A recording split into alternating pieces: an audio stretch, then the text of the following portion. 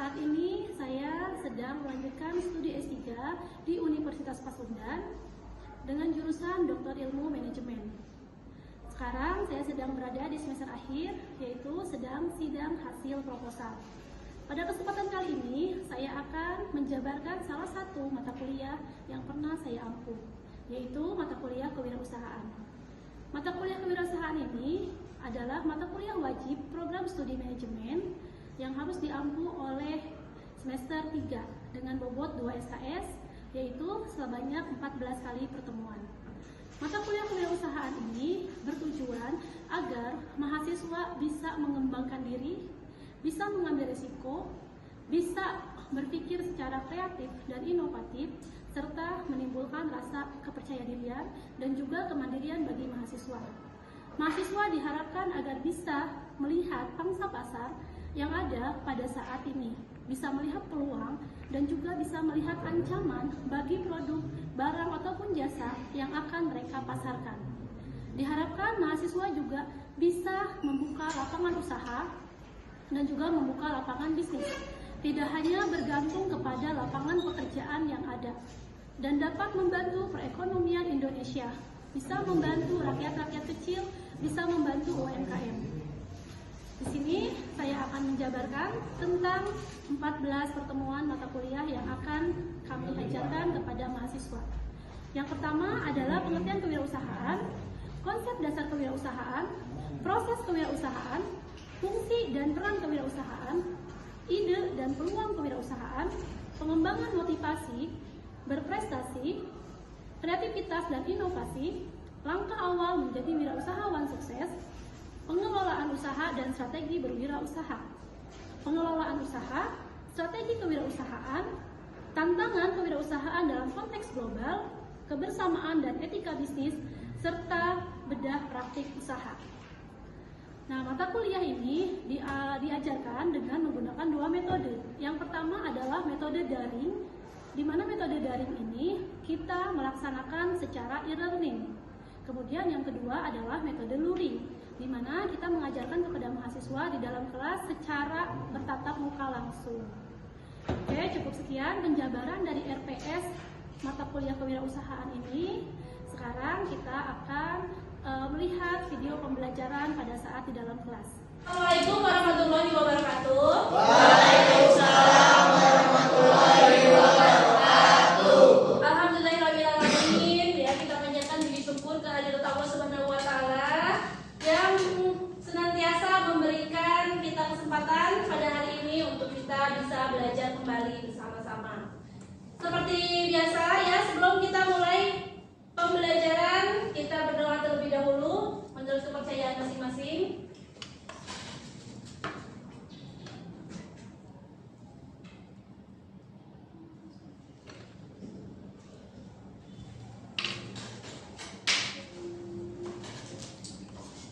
Sekarang kita lanjut untuk materi selanjutnya ya.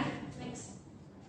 Nah, di sini yang pertama nih dari poin-poin kewirausahaan ya. Di sini ada pengertian dan tujuan kewirausahaan. Kemudian yang kedua ada tahapan-tahapan berwirausaha. Yang ketiga ada proses kewirausahaan. Ya, dan keempat permasalahan kewirausahaan, serta yang terakhir adalah faktor keberhasilan dan kegagalan dalam berwirausaha. Kita dari 5 poin ini kita mulai ya untuk mempelajari satu persatu. Dari mulai pengertian dan tujuan dari kewirausahaan. Nah, di sini nih, apa sih pengertian kewirausahaan itu? Di sini ada wira dan usaha. Ya, di mana wira itu adalah berani dan usaha itu daya upaya. Jadi dalam pengertian kewirausahaan adalah orang-orang yang mempunyai kemampuan untuk apa? Untuk melihat dan menilai kesempatan bisnis, ya, serta mengumpulkan sumber daya yang dibutuhkan guna untuk mengambil keuntungan. Next, selanjutnya, ya, di sini ada yang namanya tujuan kewirausahaan. Nah, yang pertama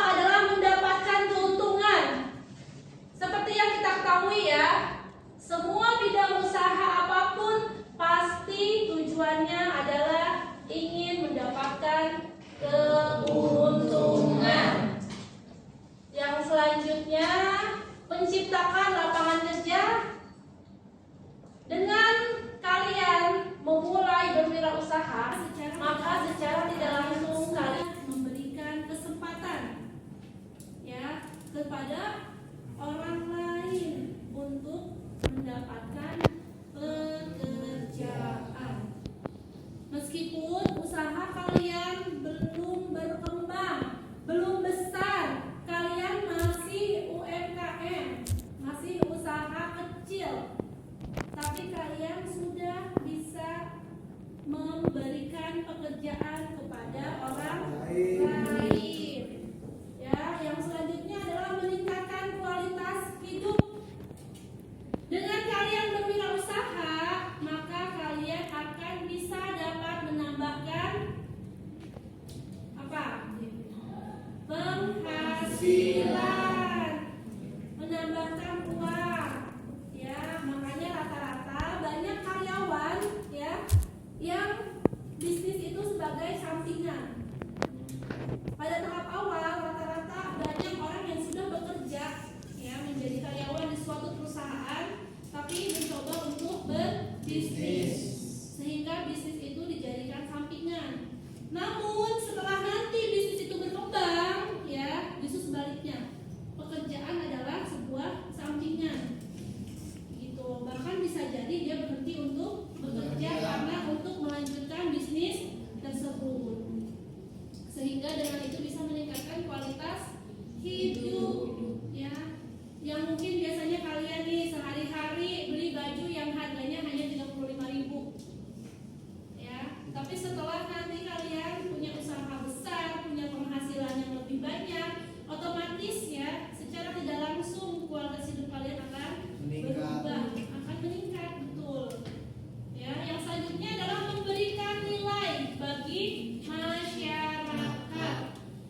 Nah, di sini contohnya sudah ada di depan ya, di mana memberikan nilai itu adalah contoh dari kain. Dengan adanya wirausaha ya, yang membuat pakaian, yang membuat kerudung, ya, mungkin yang membuat celana. Di sini juga ada ya rekan-rekan kita yang berwirausaha menjual celana, ya, itu kan memberikan nilai guna. Ya, yang tadinya kain itu tidak bernilai, tidak terlalu berharga. Mungkin 1 meter itu harganya hanya 25.000 atau mungkin 40.000 yang bagus per meter gitu ya.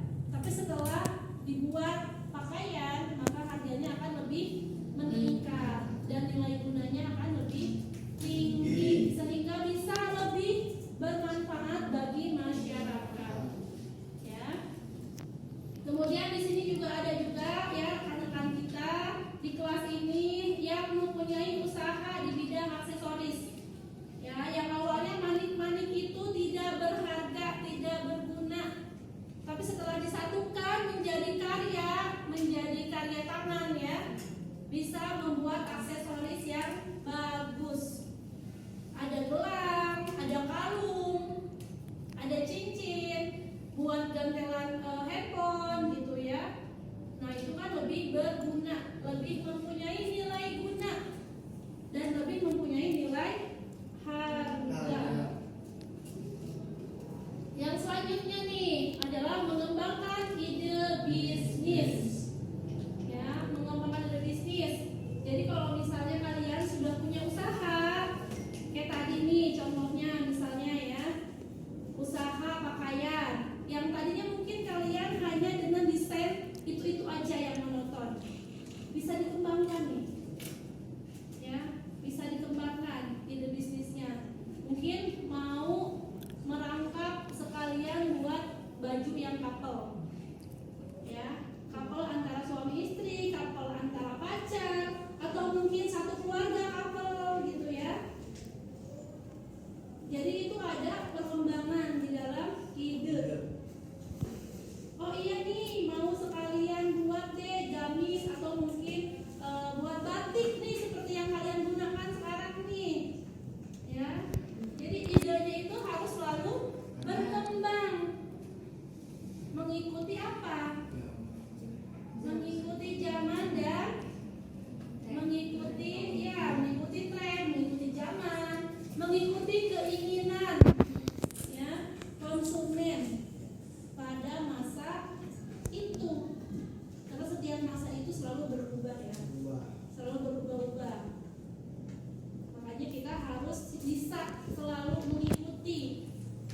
keinginan dan kebutuhan konsumen.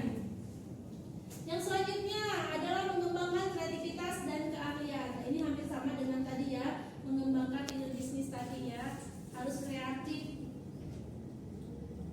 Contoh sekarang ya, mungkin para wanita yang sudah sering menggunakan seperti lipstik ya. Pada zaman dulu awalnya, mungkin sampai zaman sekarang juga ya, awalnya lipstik itu digunakan untuk apa sih? Untuk apa? Untuk memberikan warna pada bibir. Ini namanya lipstik. Ya, entah itu yang berbentuk krim, yang berbentuk pensil, ataupun yang batang. Yang namanya lipstik, lip tint, lip balm, semuanya digunakan untuk bibir. Ya. Namun sekarang nih, karena kreatif tadi ya, karena adanya kreativitas nih, sekarang lipstik bisa digunakan untuk apa? Untuk blush on, untuk eyeshadow. Ya, kita punya satu lipstik udah bisa make up sekarang ya. Udah bisa pakai blush on, pakai eyeshadow. Bahkan maskara juga sekarang udah bisa dipakai untuk pensil alis gitu ya. Nah, itu adalah kreativitas pengembangan dari ide bisnis. Bisa memberikan nilai guna kepada konsumen, bisa memberikan keinginan dan kebutuhan dari konsumen. Nah, yang terakhir adalah mengendalikan waktu dan kebebasan finansial. Oke, mungkin yang di depan bisa dibacakan. Mengendalikan waktu dan kebebasan finansial, memilih kendali waktu dan mendapatkan finansial yang sesuai sehingga tidak bergantung kepada gaji dari perusahaan. Nah, tidak bergantung kepada gaji dari perusahaan. Jadi memiliki kebebasan finansial. Ya, jika kalian menjadi seorang karyawan, misalnya nih, pada saat ini tahun 2023, di mana UMR Jakarta itu adalah 4.900.000, ya, maka setiap bulan yang kalian dapatkan adalah 4.900.000 sesuai dengan perjanjian nominal gaji dari perusahaan. Tapi kalau kalian berwirausaha, ya, kalian tidak seperti itu. Jika kalian berwirausaha, ya, kalian bisa mendapatkan gaji yang lebih, ya, bisa menggaji diri sendiri, bisa memberikan masukan untuk diri sendiri, bisa menghasilkan uang, bisa meningkatkan finansial, ya, tergantung dari apa?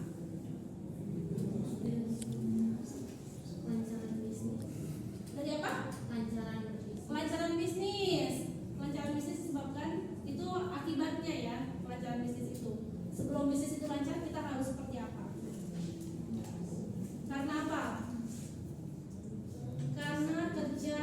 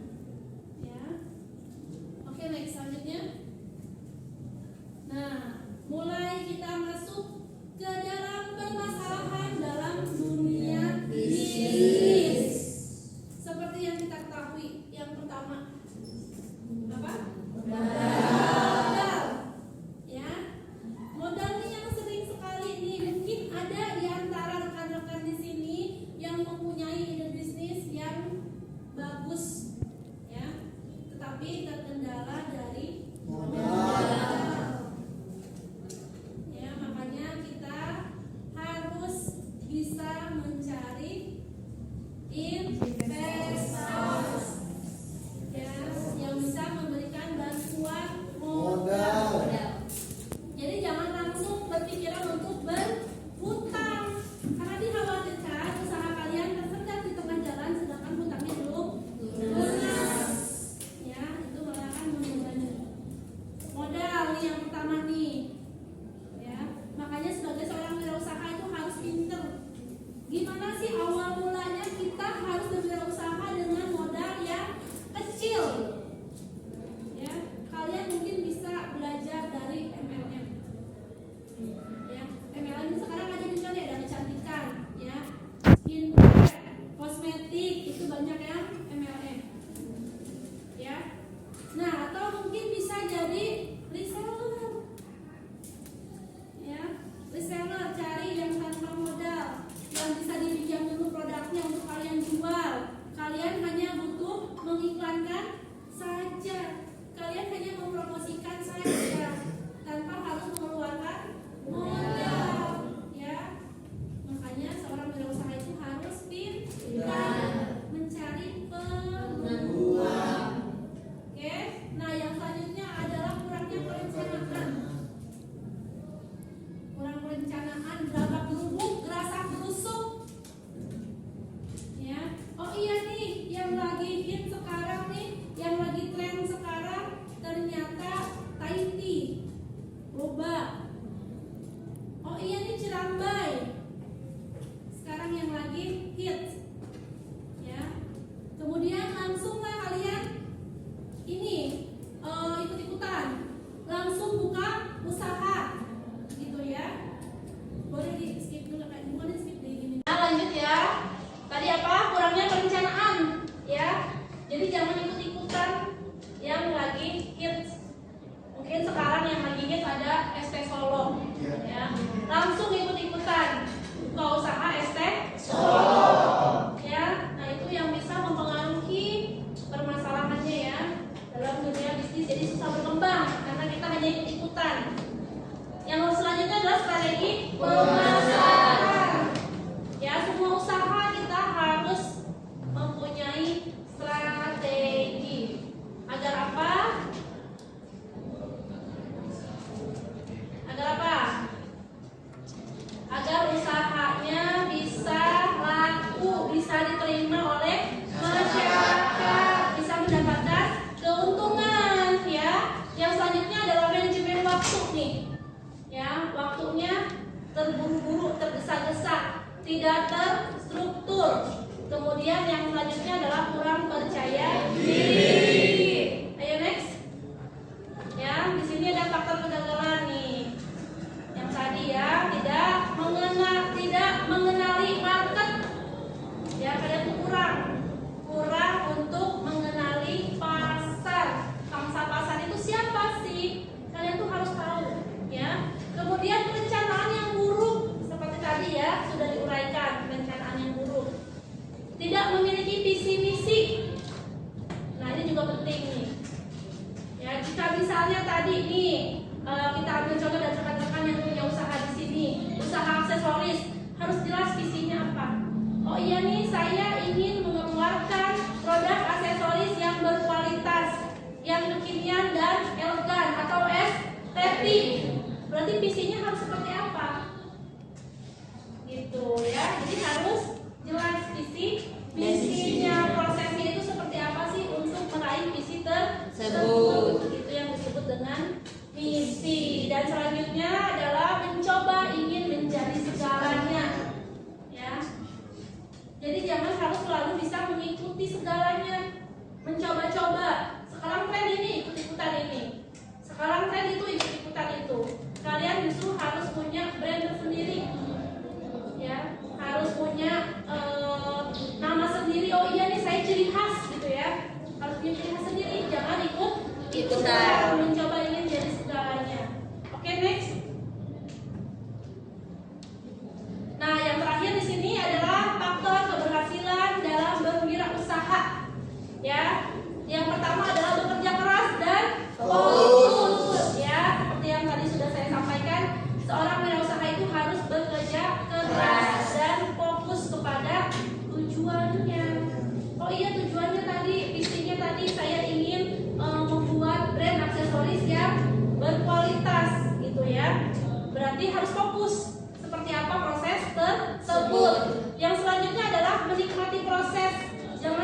tergesa-gesa ingin terus berkembang, tapi dinikmati prosesnya. Kalau kalian bisa menikmati proses, maka ide-ide kreatif akan selalu muncul. Ya, karena kalian tidak merasa terbebani. Yang selanjutnya adalah fleksibel dan konsisten. Nah, harus konsisten, ini yang sulit. Harus konsisten. Kalau udah gagal, coba lagi. Begitu ya. Oke, sampai di sini paham? Paham mungkin karena waktu juga sudah habis ya. Mungkin siapa yang bertanya? Hanya satu saja dulu. Saya ingin bertanya, nama Ria Rahman. Hal pertama yang dilakukan dalam berwirausaha adalah menentukan visi dan misi atau melakukan analisis SWOT. Terima kasih. Analisis SWOT ya. Sebelum analisis SWOT kita harus punya perencanaan. Mau buka apa ya kira-kira? Oh iya nih, saya ternyata mau jualan sepatu Keds. Karena kebetulan saya punya kenalan, misalnya ya, punya kenalan yang punya brand sepatu bagus dengan harga yang bisa terjangkau. Gitu. Nah, yang pertama tuh dilihat diobservasi dulu. Observasi, kalian mau di mana sih kira-kira tempatnya? Oh iya, saya mau di kampus. Jualannya saya targetnya ke anak-anak kuliah dulu. Berarti observasi di tempat kalian kuliah, di universitas itu, di kelas itu, di sekolahan itu, kalian lihat dulu. Banyak nggak sih orang yang menggunakan sepatu tipe seperti yang mau kalian jual? Ya, setelah observasi baru merencanakan. Ya, target pasarnya berarti sudah jelas. Setelah observasi baru kalian harus tahu analisa SWOT-nya. Kelebihan dari produk tersebut itu apa? Strength. Ya, kekurangannya apa? Ya, terus kelemahannya apa? Harus tahu semuanya dari produk tersebut. Dari kualitas dan harga. Baru kalian bisa mencari opportunity atau peluang. Ya, setelah itu kalian harus bisa melihat ancaman. Apakah ada yang menjual produk tersebut mungkin yang harganya jauh lebih murah, atau mungkin ada kualitas yang lebih bagus, begitu ya. Mungkin sampai sini kita sudahi dulu pertemuan kali ini ya, karena waktu juga sudah habis. Kita lanjut pertanyaan di minggu depan ya. Oke, terima kasih untuk sharing-sharingnya hari ini ya. Semoga bermanfaat ilmunya, tenaganya dan waktunya diberkahi oleh Allah Subhanahu wa taala. Selanjutnya saya minta maaf. Wassalamualaikum warahmatullahi wabarakatuh.